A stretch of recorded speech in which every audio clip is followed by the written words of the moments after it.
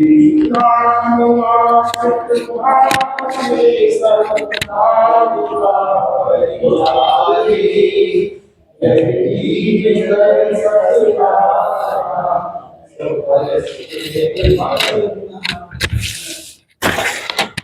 सारणी अमृतचंद्र आचार्य की जैसे स्वामी दोनों टीकाओं को शुरू के 3 कलश अमृतचंद्र आचार्य देव में लिखे हैं।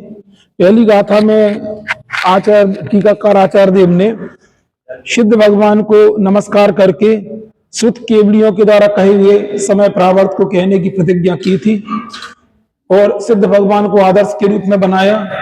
दूसरी गाथा में आचार्य देव ने जिस समय को कहने की प्रतिज्ञा की थी उस समय शब्द का निरूपण ने आचार्य देव ने तो समय शब्द बोला था कि हम समय को कहेंगे, लेकिन समय ना कह के स्व समय और पर समय की चर्चा की है। ऐसा क्यों लिखा? हमने कल उत्तर परसों बताया था आपको क्यों लिखा। क्योंकि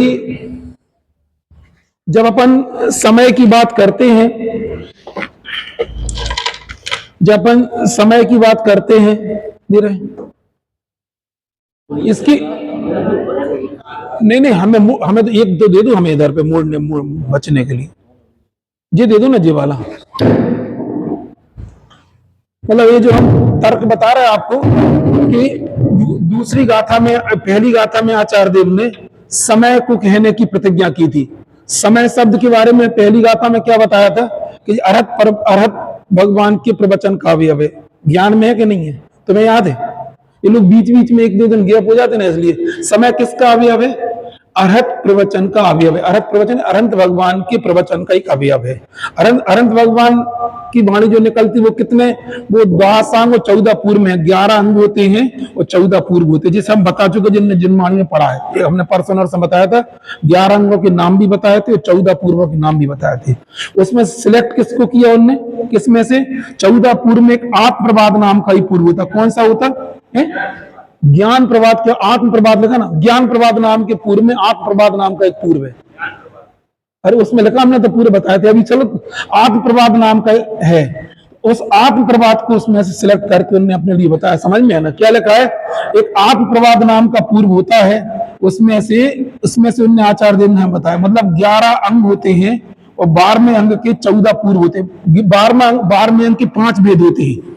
5 भेद में उसके जो चौथे नंबर है उसके 14 भेद होते हैं। उसमें से आत्म प्रवाद नाम का पूर्व होता है, उसका ज्ञान कुंदन आचार्य देव को था। उसमें से उन्होंने सिलेक्ट करके अपन को बताया।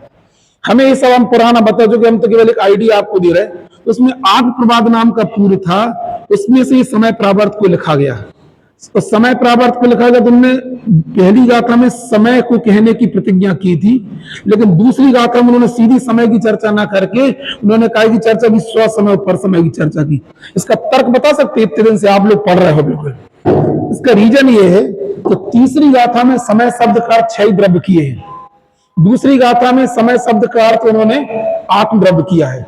इसका रीजन बताओ, इतने दिन पढ़ा आपने। उसका रीजन क्या है?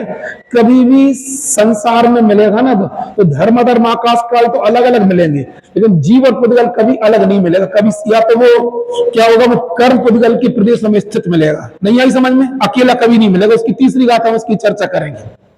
नहीं आई समझ में? सीधा उन्होंने समय क्यों नहीं कहा, स्व समय पर समय क्यों कहा? गाथा पढ़ो।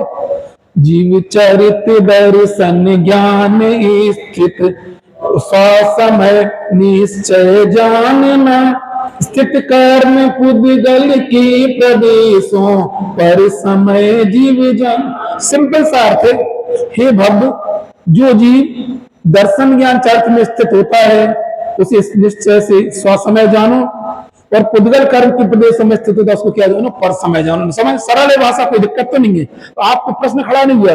उन्होंने प्रतिज्ञा काय की थी? और उन्हें ऐसा पहले क्यों बोला? उन्होंने ऐसे स्व समय पर समय नहीं आई समझ में? अरे पहले समय कह देते फिर उसके बाद में स्वसमय पर समय कह देते, उसका तर्क, उसका कारण क्या है? नहीं आई समझ में?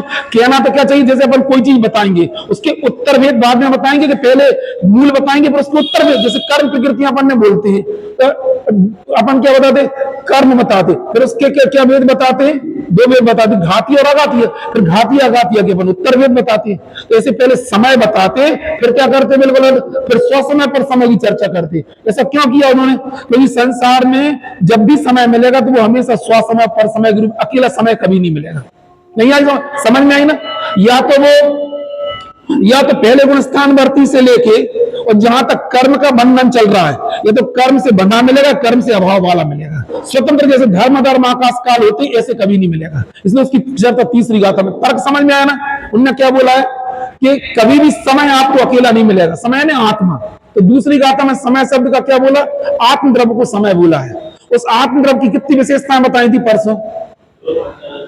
नहीं, ध्रुवचल अनुपम नहीं है यार, ये तो सिद्ध भगवान की विशेषता है। 7 विशेषताएं बताई थी। क्यों बताई थी 7 विशेषताएं? जब भी आपको ऐसा लगे तो 7 विशेषताएं क्यों बताएंगी, बोलो क्या तर्क है? दूसरी गाथा में समय की 7 विशेषताएं क्यों बताई? पढ़ो भावार्थ में पढ़ो, हम लंबी टीका दोबारा नहीं पढ़ेंगे। भावार्थ 11 नंबर पेज पे, यहां पर जीव नामक वस्तु को पदार्थ कहा है। देखो एक बात और बता दें, कोई आपसे पूछे, ये प्रश्न भी हम बता दे रहे हैं, कई चीजें आपको जिसको आपको जानना जरूरी है। अर्थ, पदार्थ, तत्व, द्रव्य और अस्तिकाय, ये शब्द आपको जिनवाणी में मिलेंगे। तो इसको कैसे आप समझोगे कि इनमें कभी कभी ये पर्यायवाची रूप में भी इस्तेमाल होंगे और कभी कभी क्या होंगे ये कि इनमें अलग अलग अर्थ में भी होंगे। पदार्थ क्यों? जैसे समझ लो कि जीव नाम का एक द्रव्य है, तो 6 द्रव्यों में द्रव्य पर्याय वाला, इसलिए इसको क्या बोलेंगे अपन? द्रव्य बोलेंगे। इसको तत्व क्या बोलेंगे? जब इसके भाव को मुख्य करेंगे, कौन से भाव को? चेतना के भाव को, ज्ञात दृष्टि, तब वो क्या कहलाएंगे? तब वो तत्व कहलाएंगे। अर्थ कब कहलाएंगे? क्योंकि ये वस्तु है इसलिए अर्थ कहलाएंगे। इसमें अस्थिपना भी और कायत्वपना, इसलिए अस्थिकाय भी कहलाएंगे। पदार्थ क्यों कहलाएंगे? क्योंकि जीव शब्द हमने बोला है और जीव जिस अर्थ को बताता है उस शब्द इसका नाम क्या? पदार्थ है। समझ में ही नहीं आई? क्या क्या शब्द मिलेंगे? एक जीव नाम का द्रव्य है, एक कोई जीव नाम का कोई सत्ता है, उसको कई द्रव्य भी मिले, 6 द्रव्य में उसको द्रव्य बोलते हैं, 7 तत्व में उसको तत्व बोलते हैं, और वो अपने आप में एक वस्तु है इसलिए उसको अर्थ बोलते हैं। वो अस्तित्व और कायत्व, इसलिए उसको अस्तिकाय भी बोलते हैं। उसको पदार्थ क्या बोलते हैं? पद प्लस अर्थ। तो जैसे जीव नाम का जो पद होता है, पद मतलब जो अक्षरों का समूह, दो अक्षरों का समूह, ये जिस अर्थ को बताते उसको क्या बोलते हैं? उसको पदार्थ ही बोलते। समझ में आई ना? ये सब कभी कभी पर्यायवाची के रूप में भी जिनवाणी में जगह जगह, आप कंफ्यूज नहीं होना। क्या क्या बोलना चाह रहे हैं, बोलो क्या क्या बोलेंगे? जीव को अस्तिकाय भी बोलते हैं, जीवास्तिकाय। उसको अर्थ भी बोलेंगे, जीव नाम का एक आधार, एक अर्थ है। अर्थ क्यों? कोई वस्तु है इसलिए उसको अर्थ बोलते हैं। अर्थ का मतलब प्रयोजन भी होता है। पदार्थ क्या बोलेंगे? वो पद, जीव नाम का पद जिस अर्थ को बताता है उसको क्या बोला जाता है? उसको पदार्थ बोला जाता है। तत्व क्या बोला जाता है? जब उसके भाव को मुख्य करेंगे, कोई भी चेतना रूप भाव हो तब उसको क्या बोलेंगे? उसको 7 तत्व में उसको जीव तत्व भी बोलेंगे और 6 द्रव्य में उसको जीव द्रव्य बोलते हैं। हम क्या बोलना चाह रहे हैं या कौन सा शब्द इस्तेमाल हुआ? बोलो क्या लिखा है? जीव नामक वस्तु को क्या कहा गया? पदार्थ कहा। क्या बोला गया? तो यहाँ पे कौन सा शब्द हुआ? जीव को पदार्थ। अच्छा, जीव इस प्रकार अक्षरों का समूह, उसका नाम क्या है? पद है। क्या बोले? नहीं मिला भावार्थ पढ़, भावार्थ दूसरी गाथा का, उसमें लिखा है जीव, ये 2 अक्षरों का समूह है। तो जीव क्या है? ये 2 अक्षरों का, लेकर इस प्रकार अक्षरों का समूह पद है। उस पद से अब इसका नाम क्या हो गया? पद। अब इस पद से तुम क्या डिसाइड कर रहे हो? क्या नजर आ रहा तुम्हारे लिए? हमने जीव बोला तो मैं क्या नजर आया? बोलो ये बोलना चाह रहा, समझ में है ना? ये हमने बोला, जैसे हमने कल कहा गई श्वेता, कहा गई तुम्हारे लड़के का नाम क्या था? अचिंत। तुमने यहाँ पे अचिंत शब्द बोला। अचिंत शब्द तो ये 1 2 3 3.5 अक्षर का पदों का समूह है। अब इससे तुम्हें जब अचिंत शब्द बोलते तुम्हें क्या दिखता है? तुम्हें अपना जो भी तुम अपने बेटे में विशेषताएं मानती हो वो सब है ना, वो समय उसको वो तुम्हें शब्द नहीं दिखता, वो व्यक्ति दिखता है। ऐसे ही हम जब जीव नामक पदार्थ की बात करते हैं, जीव पदार्थ क्यों कह रहा है यहाँ पे? बोलो यहाँ इसका नाम पदार्थ क्यों, तत्व क्यों नहीं है, अर्थ क्यों नहीं है? क्योंकि यहाँ पे हमने पद को मुख्य कर रहे हैं। क्या बोलना चाह रहे? जीव एक शब्द सुना तो आपको, आपका इशारा, आपको क्या दिखता है इसके नाम से पूछना चाह रहे हैं। हमने अचिंत बोला, अचिंत के नाम से तुम्हें क्या देखा? अचिंत शब्द देखा कि अचिंत नाम का एक व्यक्ति देखा जो तुम, जिसको तुम बचपन से तुमने उसको अपने पास रखा है? नहीं आई समझ में? ऐसे ही यहाँ पे जीव नामक पद बोला तो तुम्हें डिसाइड करना कि जीव नामक पद है क्या। कितनी विशेषताओं वाला बताया? 9 विशेषताओं वाला। समझ में है ना? अभी बताएंगे 9 विशेषताएं कौन कौन सी होती। हम आपसे पूछना चाह रहे हैं, अचिंत शब्द तो कोई भी, किसी भी व्यक्ति का नाम अचिंत शब्द रखा जा सकता है। जैसे तुम्हारा उसका नाम क्या है, तुम्हारे दोस्त का नाम, भगवान के नाम पे जिसका नाम है अरिहंत, क्या नाम है? अरिहंत।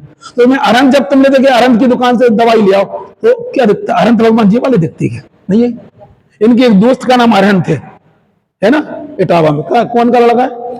वेदराज जी का, उसका नाम अरिहंत है। जब तुम अरिहंत बोलते तो क्या दिखता तुम्हें? मेडिकल स्टोर बैठा हुआ व्यक्ति दिखता है कि जी वाले अरिहंत दिखते हैं। इसका मतलब क्या है? हम शब्द बोलते हैं लेकिन हमें दिखता क्या है? उसका अर्थ दिखता है। शब्द जिसको बताता है वो हमें, है ना। अब अरंत तो एक ऐसा भी व्यक्ति हो सकता है जो कोई बड़ा व्यक्ति भी हो सकता है, अच्छे व्यक्तित्व वाला हो सकता है। एक अरंत वे है जो साक्षात जिनकी दिग्ध्वनि खिड़ती है। एक अरंत वे है जो कौन से? जिनका मेडिकल स्टोर है। आइए हमारे, तो आपको प्रश्न ये खड़ा होता है, जीव नाम का पद है, इसके आचार्य सबसे बोलना चाह रहे हैं, तुम जीव नामक पद से कौन से अर्थ को डिसाइड कर रहे हो? तुम कौन से अर्थ को डिसाइड कर रहे हैं? उसकी 9 विशेषता बताई। कौन समझ में आई ना? क्या बोले? बोलो। अरिहंत, ये कितना शब्द हो गया? 4.5 अक्षर का हो गया। लेकिन 4.5 अक्षर के नाम पे जब भगवान में अर्थ नमो अरिहंतारम बोलते, अरिहंत के नाम पे क्या दिखता तुम्हें? एक ऐसा व्यक्तित्व दिखता है जिसने 4 घातीय कर्मों का नाश कर दिया है, जो 46 गुणों से युक्त है, जिनके 8 प्रातिहारी होते हैं। ये सब आपको उसका व्यक्तित्व नजर आता है। और जब ये अरंत नाम के व्यक्ति को यदि अरंत नाम का पद बोलेंगे, लेकिन अपने दोस्त के रूप में बोले तो क्या देखेगा? एक मेडिकल स्टोर में बैठा हुआ व्यक्ति दिखेगा। अब हम ये पूछना चाह रहे हैं कि जीव की सत्ता तो नास्तिकों को छोड़ के सम्मत वाली मानती, लेकिन उन्हें जीव के नाम पे क्या दिखता और हमें जीव के नाम पे क्या दिखता, ये बोलना चाह रहे। समझ में है ना? इसलिए बात चर्चा चल रही। जब तक हमारा, फिर हम बोलना चाह रहे, जब तक जीव नामक पद से वो वस्तु हमें नहीं दिखेगी। अब ये वस्तु एक बार बताओ, ये वस्तु किससे आच्छादित है? ये जो आप जीव नामक पदार्थ किससे आच्छादित है? इसके ऊपर क्या है? एक तो कर्म का उदय चल रहा है, इसके ऊपर कर्म के उदय के निमित्त से इसकी परिणति राग देश रूप हो रही है। फिर इसके ऊपर तेज शरीर है, फिर इसके ऊपर औदारिक शरीर है। अब सोचो, ये वाला जो अंदर में जो आत्म तत्व है वो किसको दिखाई देता है? सर्वज्ञ भगवान को साक्षात दिखाई देता है, और हमें तो दिखता नहीं है। तो आचार्य क्या बोलना है? जिनके मत में सर्वज्ञ नहीं है वे इस वस्तु को सही नहीं बता सकते। सही कौन बताएगा? जिनके मत में सर्वज्ञ। देखना इसको, अपन विचार करते हैं। हम है ना, हम स्टडी के रूप में कर रहे हैं, इसको ऐसे नहीं बोल रहे हैं, क्योंकि इसका कारण क्या है कि हम ऐसा नहीं बोल रहे कि हम ऐसे एक एक शब्द लगातार पढ़ाएंगे। आप खोलो इसका जीव अजीव अधिकार शुरू का पूर्व रंग,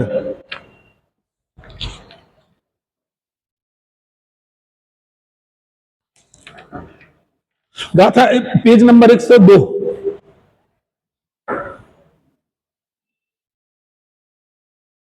मिल गया? हम पढ़ते हैं, मिल गया आपको? मिला 102 नंबर। को मूढ़ आत्म अजान जो पर आत्मवादी जीव है कर्म अद्वशान ही जीव यों ही वो कथनी करे, और कोई अद्वशान में अनुभाग तीक्षण मंद जो उसको ही माने आत्मा, और अन्य को नो कर्म को अन्य माने आत्मा, बस कर्म के ही उदय को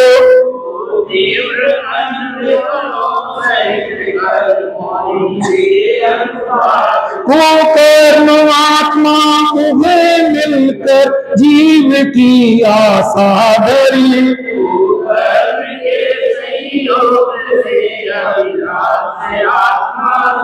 दुर्बुद्धियों ही और बहुविध आत्मा पर को गए।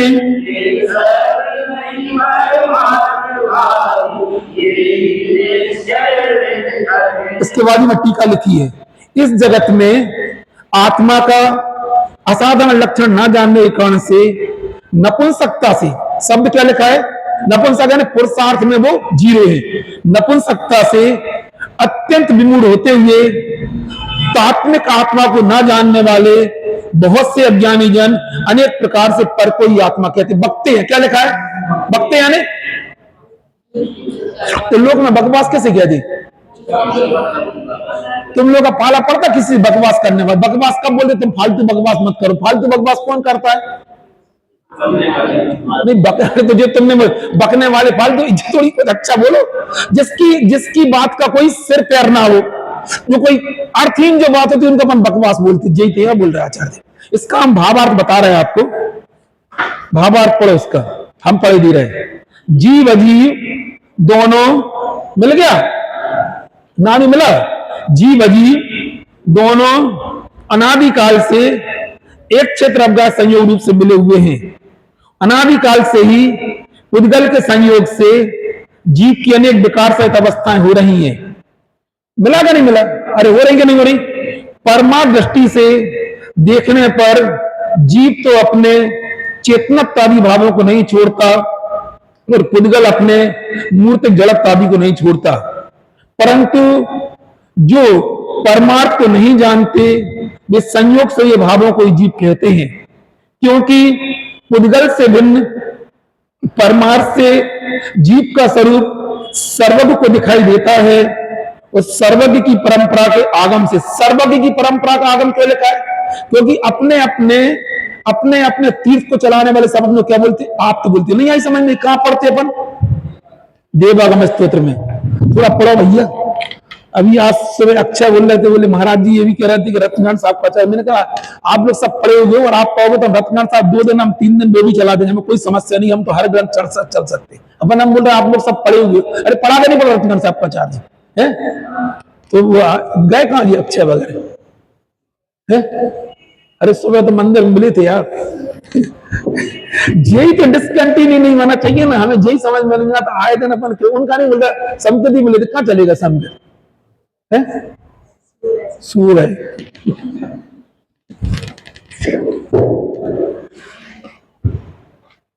सुनो सुनो सुनो, आप ये सोचो आप एक दिन भी गैप करते हो तो फिर जो आज चला वो तो नहीं मिलेगा ना, हम यहाँ हम खुद ही गैप नहीं करते इसलिए आप लोग गैप करने, अरे हम तो कह रहे आधा घंटे पहले जब तो भी आजा, उसमें क्या दिक्कत था, ये ढीलापन क्यों लगता है जी, हम क्या बोल रहे हैं, काय की बात कर रहे थे, देवागम उसमें लिखा है, समन्वयराचार्य देव का, जिनने एक प्रकांड आचार्य जिनने रत्नाम आचार्य जी लिखा, उनने क्या लिखा है कि सभी अपने अपने तीर्थ को चलाने वाले सभी अपने आप को आप कहते हैं, सभी तो आप नहीं हो सकते, अन्य मत मतांतर ऐसा लिखा, शुरू के देवागम में पढ़ लेना, 114 कारिकाओं का है, रत्न इन्हीं का समन्वयराचार्य देव का है, तो वो कोई एक होगा, तो उन्होंने क्या बोला, मतलब आप किसे बोलते हैं, इष्ट होता उसको आप बोलते हैं, आपकी वाणी को आगम बोलते हैं और आपके चलाए जाने वाले मार्ग को तीर्थ बोलते हैं। क्या बोलना चाह रहे, भगवान को आप बोलते हैं, आप बोलते हैं, उनकी वाणी को क्या बोलते हैं, आगम बोलते हैं, और उनके द्वारा बताया गया मार्ग को तीर्थ बोलते। 3 शब्द आते इसमें आया है देवागम स्तोत्र में, जबकि उसे बड़ी बड़ी आचार्य में टीका लिखी है, तो हम तो ये बोलना चाह रहे हैं आपको, इसमें क्या लिखा है,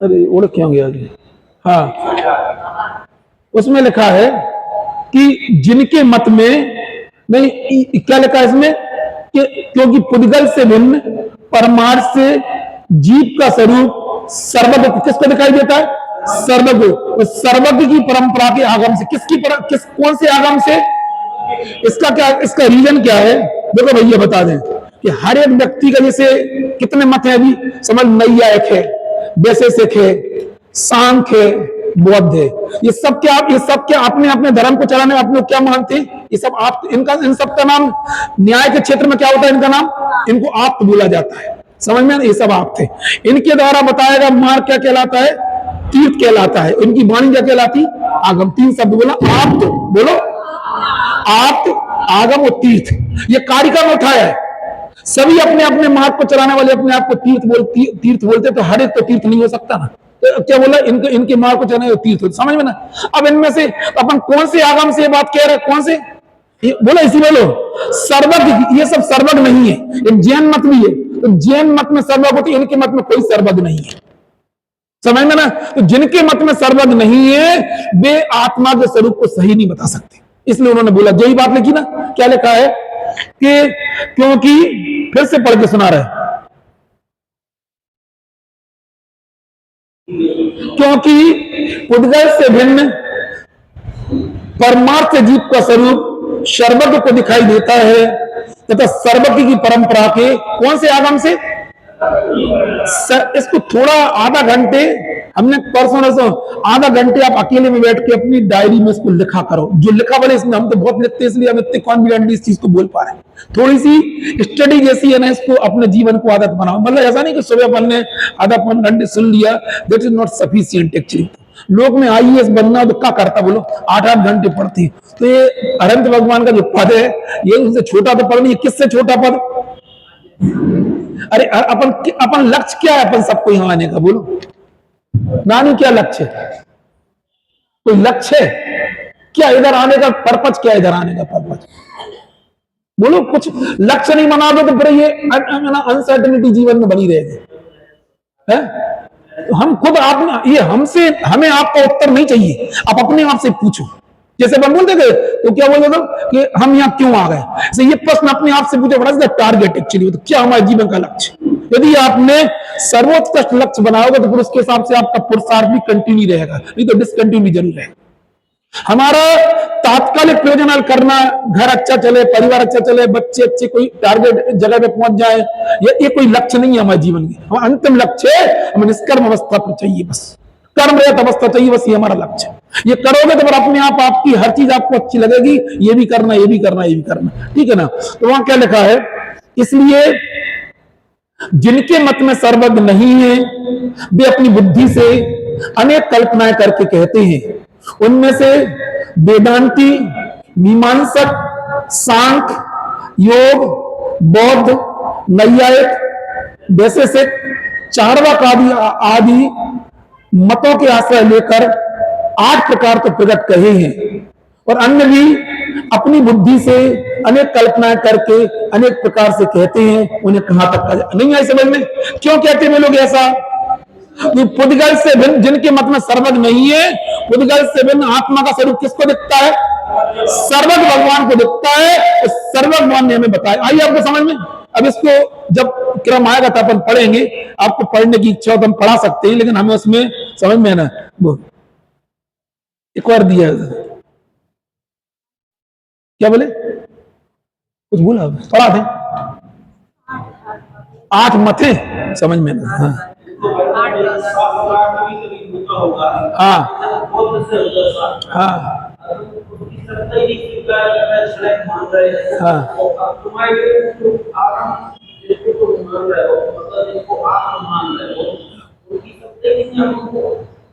इसलिए तो बड़े बड़े न्याय ग्रंथ वो 1 मिनट में हार जाते हैं, वो तो हार जाएंगे, सर्वज्ञ के सामने कोई टिकता नहीं है। श्रुत सागर मुद्राज की कथा सुनी आपने, जो अपन धरसेन साहब किसके जो काई कथा है, वो रक्षा बंधन की कथा, 2 मिनट में हार गए थे वो, उनके 2 मिनट में उनकी बात है ना, पूरे जो बात कह रहा उसी से वो खंडित हो जाती है, इसलिए बोलना चाहिए। अभी तुम बताओ, हिंदू धर्म वाले इतनी सनातन धर्म की बात करते हैं, आपको पता, आपने कामनाथ मंदिर देखा आपने गुवाहाटी में, 24 घंटे बड़ी बलि चढ़ती वहां पे।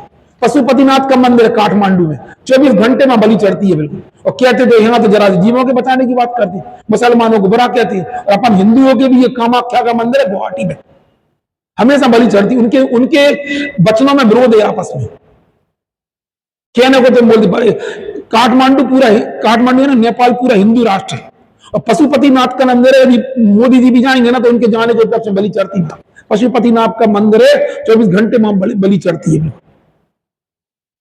तो ऐसे तो इनके तो मनों में आपस में विरोध है, खुद ही के अपन बढ़ते पूर्वा पर सब दोष, अपन जो बात कह रहे हैं अपनी बात कभी कटती नहीं है, उनकी बातें तो आपस में कट जाती, समझ में ना। इसलिए अभी हम ज्यादा नहीं यहां पहुंचेगा, आपको हम फिर बोलना चाह रहे, समय सार को एक कहना दार्शनिक ग्रंथ के रूप में पढ़ रहा, आप किसी मतलब आपको ऐसी ऐसी बातें जो आप कभी सोचे नहीं पाओगे।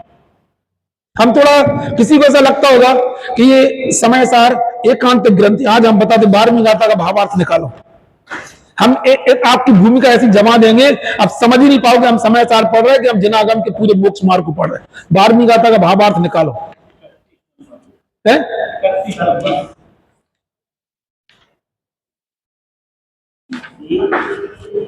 गाथा नहीं पढ़ रहे हम, भावार्थ पढ़ेंगे। भावार्थ 32 नंबर, हाँ लिखा है।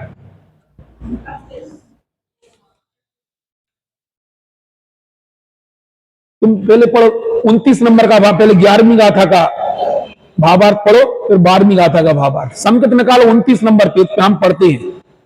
मिला आपको? 29 नंबर पेज पे लिखा ना, यहाँ व्यवहार नय को मिला, हम पढ़े, कोई सबको मिल गया ना 29 नंबर पेज पे। यहाँ व्यवहार नय को अभूतार्थ, शुद्ध नय को भूतार्थ कहा है।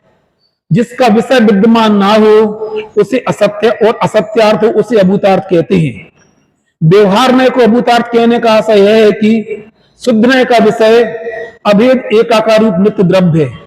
उसकी दृष्टि में भेद दिखाई नहीं देता, इसलिए उसकी दृष्टि में भेद अविद्यमान असत्यार्थी कहना चाहिए।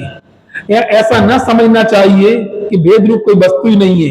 यदि ऐसा मानेंगे तो वेदांत मत वाले भेद रूप अनित्य को देखकर अवस्तु माया स्वरूप कहते हैं, और सर्वव्यापक एक अभेद नित्य शुद्ध ब्रह्म को वस्तु कहते हैं, वैसा सिद्ध होगा।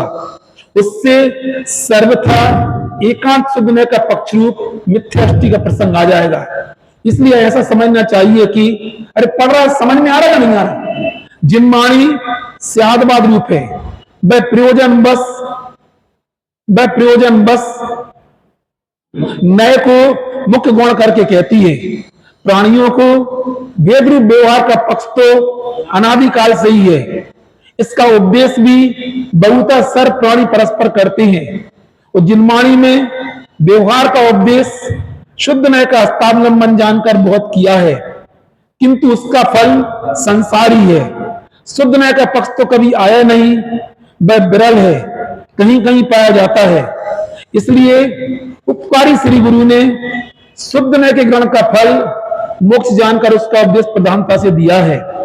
शुद्ध नय भूतार्थ है, सत्यार्थ है, इसका आश्रय रहने से सम्यक दृष्टि हो सकता है। उसके जाने बिना जब तक जीव व्यवहार में मग्न है, तब तक आत्मा का ज्ञान श्रद्धा निश्चय सम्यक नहीं हो सकता, ऐसा आशय समझना चाहिए।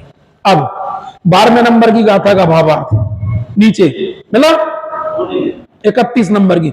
हम केवल आइडिया दे रहे हैं, आप घर में चिंतन किया करो। अभी 20 प्रतिवर्ग वाली आपको घर में ले जाना, आप पढ़ो। हम बोले इसको स्टडी के रूप में पढ़ो, अपने लिए पढ़ो।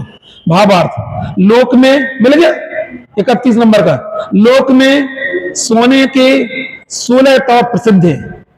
15वें बांध तक उसमें चूरी आदि पर संयोग की कालमा रहती है, इसलिए तब तक वह अशुद्ध कहलाता है।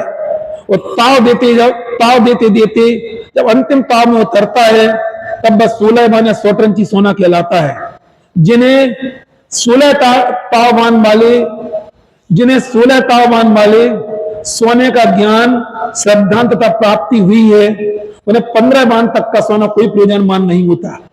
जिन्हें 16 बांध वाले शुद्ध सोने की प्राप्ति नहीं हुई, उन्हें तब तक 15 बांध तक का सोना भी प्रयोजनमान है। अब सुनना, ये तो काय का उदाहरण हो गया सोने का। अब काय पे आ जाए अपन? सिद्धांत पे।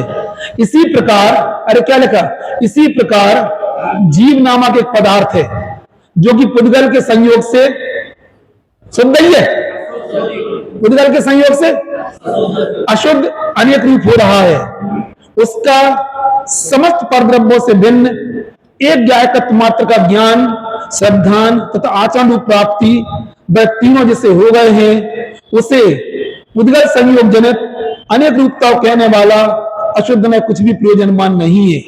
किंतु जहां तक शुद्ध भाव की प्राप्ति नहीं हुई, वहां तक जितना अशुद्ध का कथन है वह यथापथ भी प्रयोजनमान है। जहां तक यथार्थ ज्ञान श्रद्धान की प्राप्ति रूप सम्यक दर्शन की प्राप्ति नहीं हुई, वहां तक क्या करना?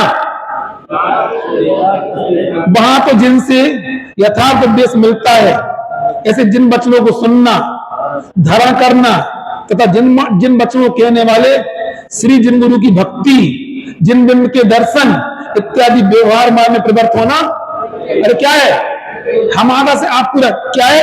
अरे प्रयोजन माने क्या? प्रयोजन माने, आप प्रयोजन माने।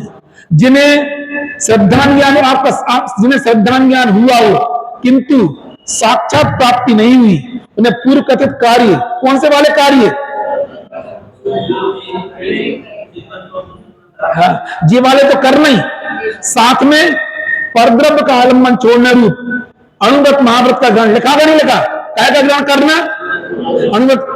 अनुव्रत महाव्रत का ग्रहण करते थे, परद्रव्य का अवलंबन छोड़ते, उसके लिए किसको ग्रहण करते हैं?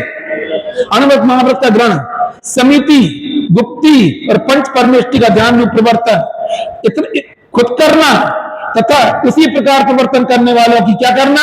संगति करना। संगति करना, उनके पास में जाना। अरे समझ में आ रही है? हिंदी में लिखा कि अंग्रेजी में लिखा? क्या करना?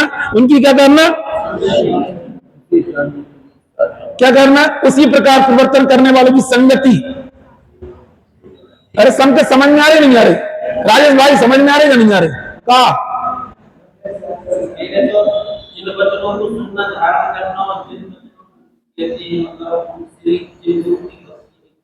सब लिखा है, लिखा। फिर नहीं, परद्रव्य का आलम्बन छोड़ने रूप अनुव्रत महाव्रत का ग्रहण, समिति, गुप्ती, पंच परमेष्टि का ध्यान रूप प्रवर्तन, उसी प्रकार प्रवर्तन करने वालों की संगति, विशेष जानने के लिए क्या करना? शास्त्रों का अभ्यास करना। कौन से शास्त्रों का? सभी शास्त्रों। कौन सा? जीव कांड, कर्म कांड, लब्धि सार, सपना सार, त्रिलोक सार का करना, उनका अध्ययन करना। समझ में ना? और क्या करना कि अरे जिन के जानने के शास्त्रों का अभ्यास करना इत्यादि व्यवहार मार्ग में क्या करना? स्वयं प्रवर्तन करना और दूसरों को प्रवर्तन कराना। ऐसे व्यवहार में का उपदेश अंगीकार करना प्रयोजन माने।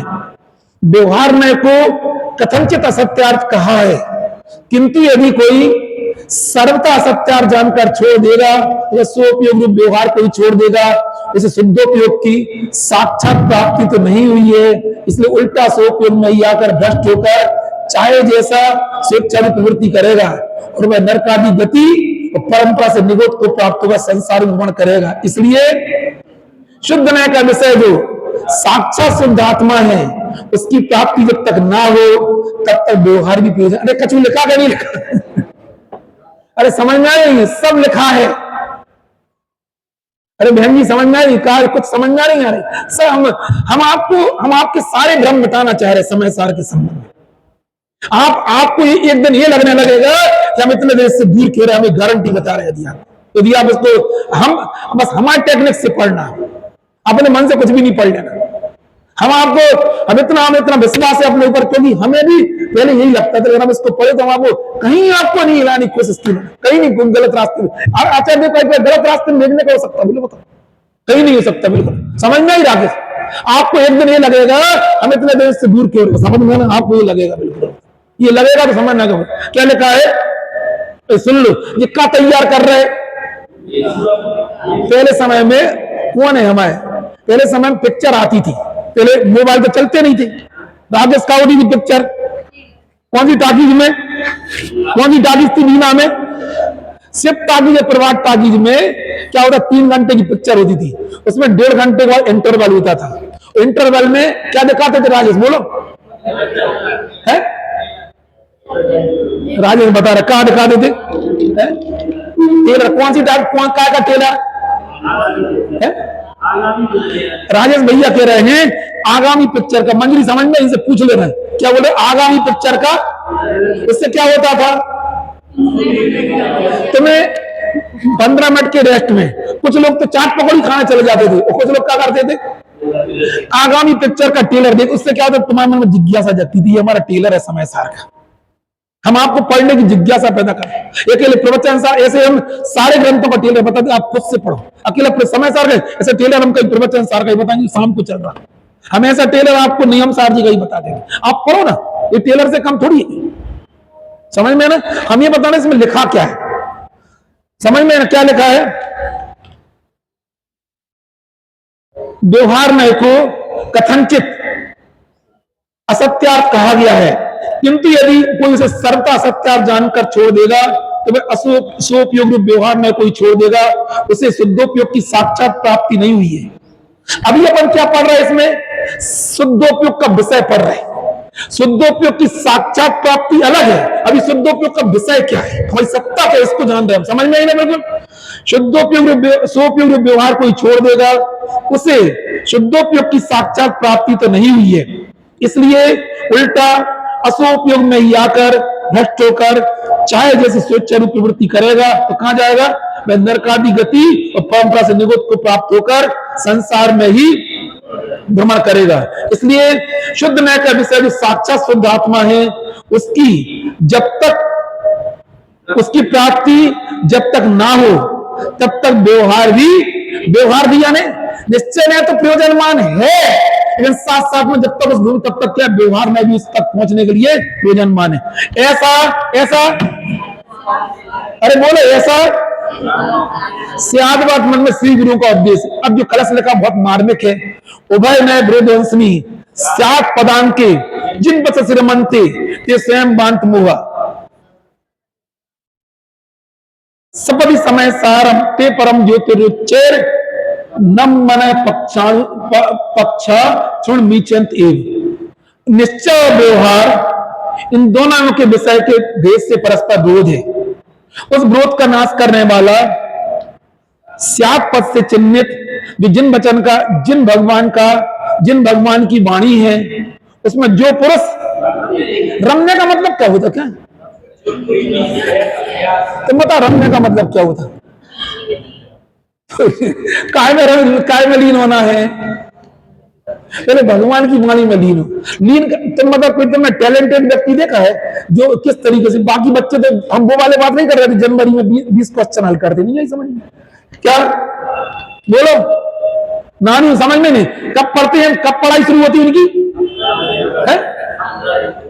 15-20 दिन पहले। नानी कह रहे 15-20 दिन पहले, उनकी बात नहीं कर रहे। ये बता दें 15-20 दिन पहले जो करेंगे वो झोला छाप डॉक्टर बनेंगे। समझ में? डॉक्टर तो नहीं बन सका। अरे समझ में ही नहीं। तो बाकी लोग क्या करते हैं? रमने का मतलब क्या होता? अब रमने का अर्थ हम नहीं बताएंगे, आप बताना। जब यहाँ पे कवि सम्मेलन होता था, एक वो जो लोग रहते ना रात भर जो उर्स चलता ना, उर्स तो रात को क्या होता है?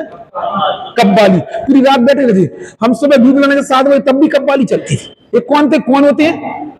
रमने वाले। काय में रमना है? 24 घंटे में 40 मिनट रमना है क्या? आप सोचो, हमसे नहीं पूछना चाह रहे। अरे नहीं, कितने घंटे रमते बोलो बताओ। अरे यार तुम तो रम के ही रह गए। ऐसा बहुत चलता है। जैसे कोई बच्चे की नानू कभी किसी की नई शादी हो तो उसके दोस्त क्या कहेंगे? तुम तो घर से बाहर ही निकलते, रम के ही रह। क्यों कहते बोलो ऐसा? पढ़ाई वाला कोई बच्चा आईएएस की तैयारी, तुम तो बातें ही नहीं करती कि दिल्ली आईएएस की कोचिंग में चला, वो तो भय ही नहीं करता बिल्कुल। उनका उसके माँ बाप परेशान हो जाते।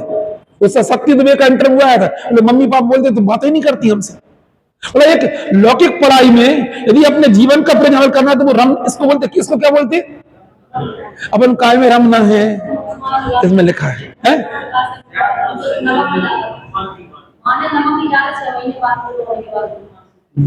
हाँ, इनने बताया कि लोकसभा प्रकाशक जी में वो उनके बारे में, टोडरमल साहब के बारे में आता है। उनकी माँ ने एक ग्रंथ लिख रहे थे, वो शायद समय उनकी माँ ने 6 महीने तक नमक नहीं डाला। उनने बोला कि 6 महीने बाद बोले क्या लगे आज मम्मी इसमें नमक नहीं डाला। बोले तुम्हें ऐसा लगता है आज तेरा ग्रंथ पूरा हो गया? नहीं आई समझ में? बोला क्या बोले? जितना रम जाओगे ना तो घर में नमक भी कम लगे तो पूछो तुम जीरा मन क्यों नहीं बना, अचार क्यों नहीं बना, पापड़ के सब भूल भाल जाओगे ये रमोगे तो। ये बोलना चाहिए रमने का मतलब क्या होता है, ये लिखा है ना। तो जिन वचनों को पढ़ना है कि रमना है, क्या लिखा?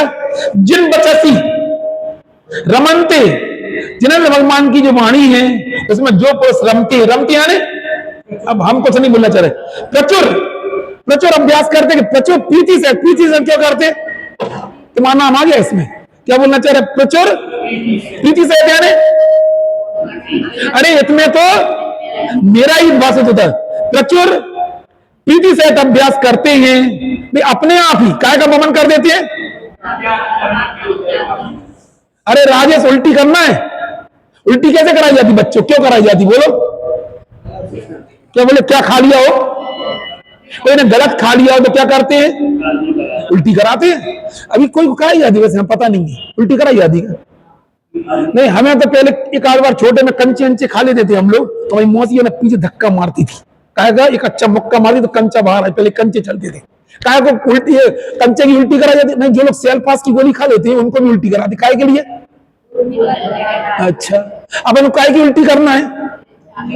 अरे काय की उल्टी करना, इसमें तो लिखा है, मतलब उल्टी करने वाली बात भी इसमें लिखी, काय की उल्टी होती है? अरे जिन भगवान का वचन है उसमें जो पुरुष रमते हैं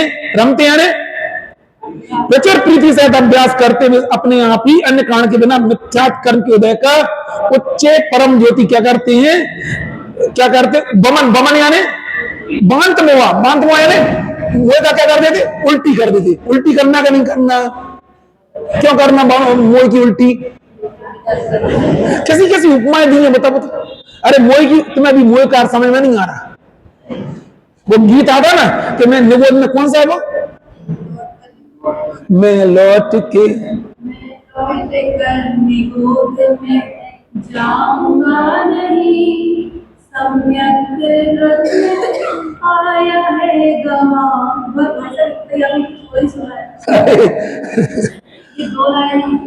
एक बार बता दे, ये तो जिन्नागम की भाषा है, किसी से ही पूछ लेना, साबिक 2000 सागर अधिकतम निकल के आए हैं, यदि तत्व ज्ञान नहीं हुआ और मिथ्यात नहीं गया तो आप कितना पुण्य बांध लोगे तो निगोद में जाना पड़ेगा, कोई नहीं रोक पाएगा आपको, ये बात याद रख लेना।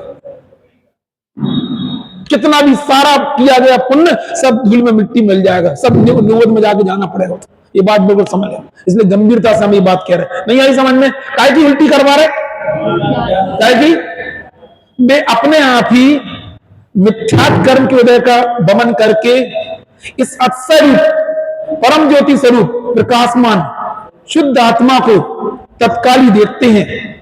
वह समय सार शुद्ध आत्मा नवीन उत्पन्न नहीं होता, बल्कि क्या है, किंतु कर्मों से क्या है, अरे बोलो, आत्मा कहीं पैदा हुआ था क्या? नहीं बोलो, क्या है, आच्छादित है।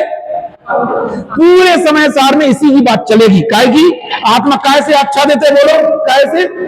कर्मों से आच्छादित है, उसको बताने के लिए समय सार लिखा गया, बस, और कुछ नहीं है इसका। आत्मा के ऊपर क्या है, रागादिक की मलिनता है, कर्म है, इसको बताने आच्छादित है।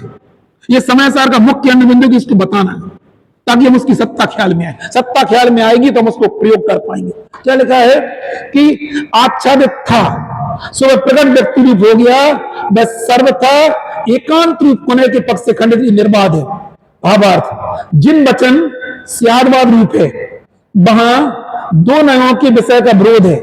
जैसे सत है भाई असत नहीं होता, जो एक है भाई अनेक नहीं होता, जो नित्य है भाई नित्य नहीं होता, जो भेद है भाई अभेद रूप नहीं होता, जो शुद्ध होता है अशुद्ध नहीं होता, इत्यादि नयों के विषय में विरोध है।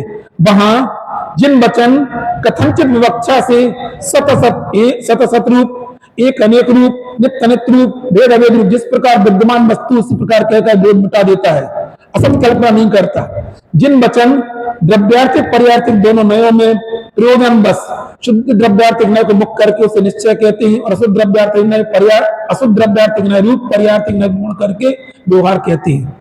ऐसे वचनों में क्या करते जो पुरुष रमते आने, अब रमते आने रमते क्या करेंगे, कल से अपन क्या करेंगे, रमेंगे यानी कैसे रमते सोता बताओ। अरे घर में तुम अभी स्वाध्याय का कमरा है नहीं है कि नहीं है, इतने बड़े मकान में क्या करो, वहां जाके आधा घंटे 1 घंटे बैठा करो, चिंतन किया करो। इतने नहीं कि यहाँ आप 40 मिनट सुन लिए पर्याप्त नहीं, अपने लिए सोचो, विचार करो कि घर छोड़ के हमें जाना है, अकेले जाएंगे, हमारी परिणति हमसे जवाब मांगे, कोई रिस्पॉन्सिव नो, एक व्यक्ति भी नहीं होगा बिल्कुल। और क्या समझ में है ना? बिल्कुल। जिन वचन में जो पुरुष रमते हैं वे शुद्ध आत्मा को यथार्थ प्राप्त कर लेते। क्या कर लेते हैं? रमने पे क्या मिलेगा? आत्मा मिलेगा। अन्य सर्वता एकांतवादी सांख्यादि को प्राप्त नहीं कर पाए, क्योंकि वस्तु सर्वता एकांत पक्ष का विषय नहीं है, तथापि भी एक धर्म को मुक्त करके वस्तु की असत कल्पना करती है और सत्यार्थ के बाधा से। इस प्रकार से हमने क्या बताया, इस प्रकार आचार्य शुद्ध न्याय को प्रदान करके निश्चय सम्यक का स्वरूप कहते हैं।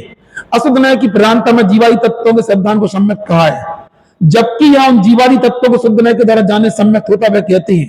तो अभी इसको पढ़ना आप, अभी तो हमने क्या बताया, आज क्या बताया अपन ने, क्या पढ़ा कि जिनवाणी में दोनों नयों का विषय बताया गया, लेकिन समय सार में किसकी मुख्यता है? केवल आत्मा को, क्योंकि आत्मा किससे आच्छादित है? कर्मों से। और हमें, और सीधा आत्मा किसको दिखता है? और हमें उनकी वाणी का, हम अभी उनकी वाणी के माध्यम से हम भी अभ्यास करेंगे तो हमें भी आत्मा दिखेगा, और हम भी क्या करेंगे? मोक्ष मार्ग में चल के क्या करेंगे?